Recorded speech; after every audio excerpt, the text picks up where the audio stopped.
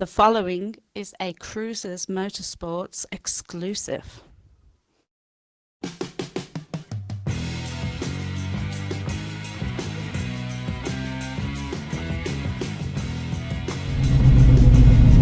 Hey everybody, today I am blessed with getting to drive this 1968 Chevy Camaro SS L88 427 big block.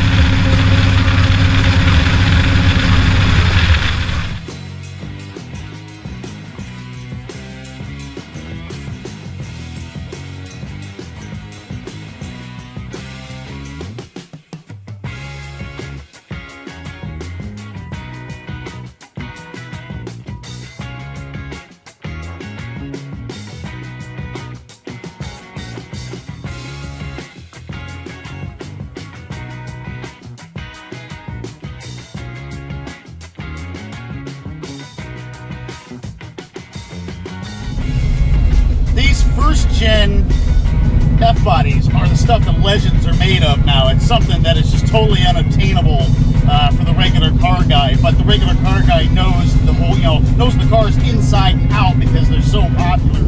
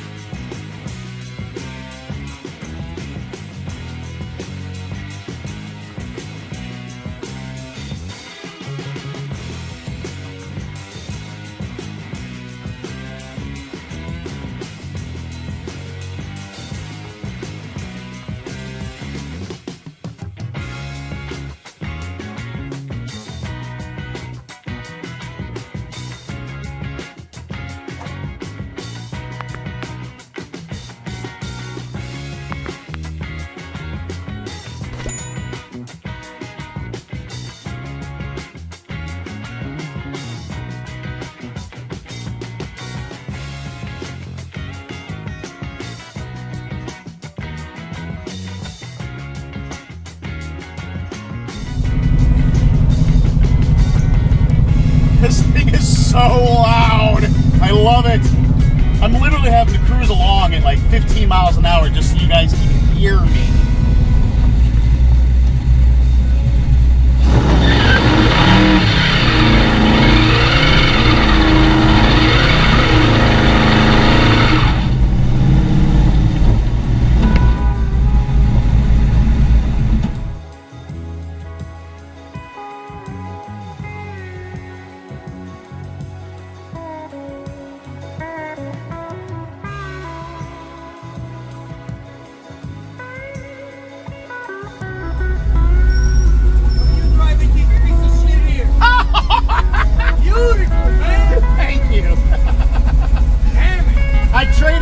It's my buddy's car. I traded for a week for the Impala because the Impala's actually faster.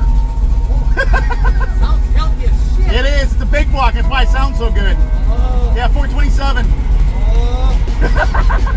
I'm drooling. I know, right? So am I.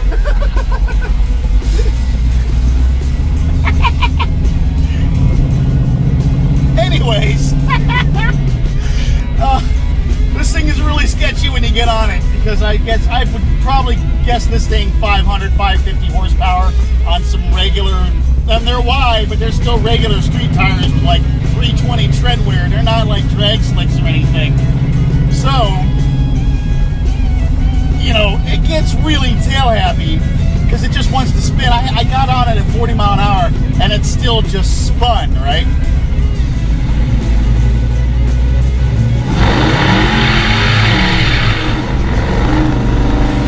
But it doesn't matter. There is no traction control. There's no electric steering. There's no crumple zones. There's no airbags. There's no seat belts.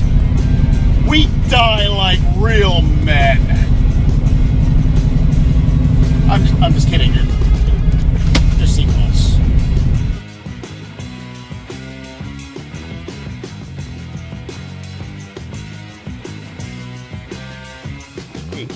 Hey, Skywarps!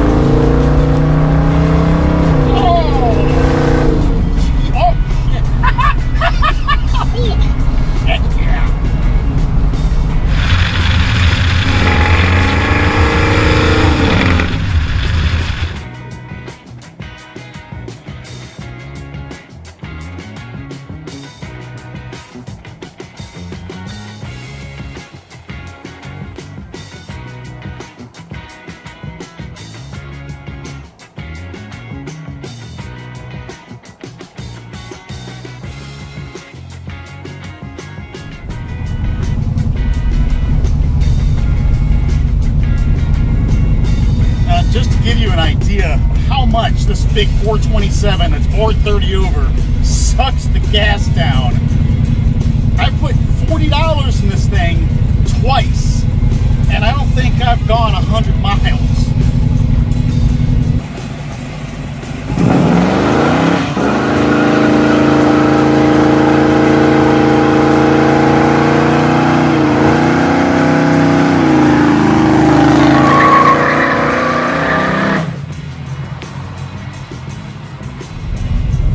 Let's face it, it's not about miles per gallon, but smiles per gallon.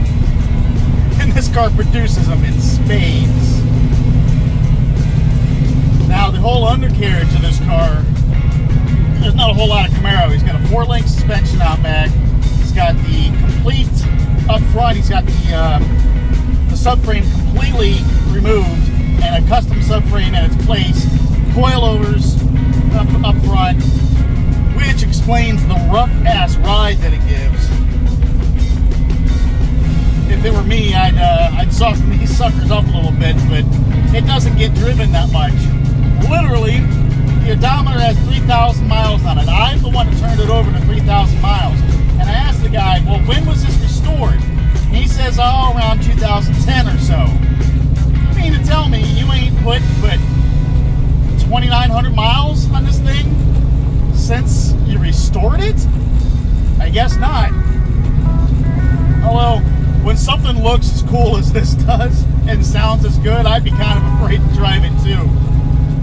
This thing probably books for around $60,000 to $80,000 if it was going to go across someplace like Mecum or Bear Jackson auction. Come to think of it, it might be the most viable car I've driven so far.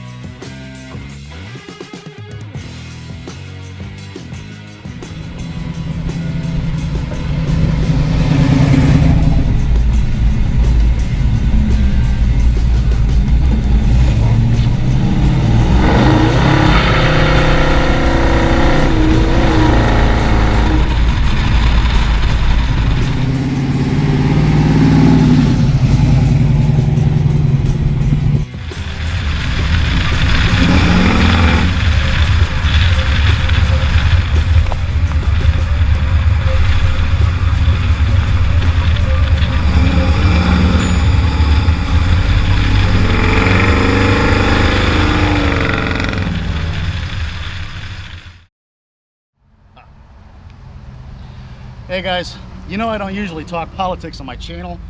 One little bit before I go today. I didn't make videos for a month because I tested positive for COVID-19.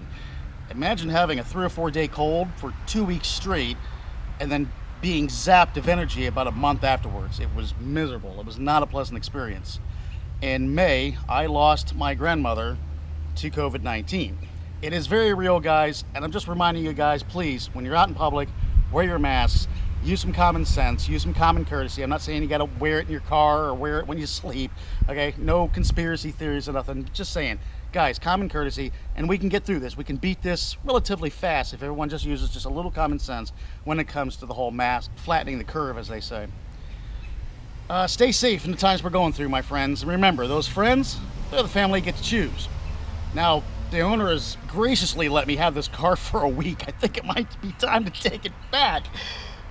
Damn it.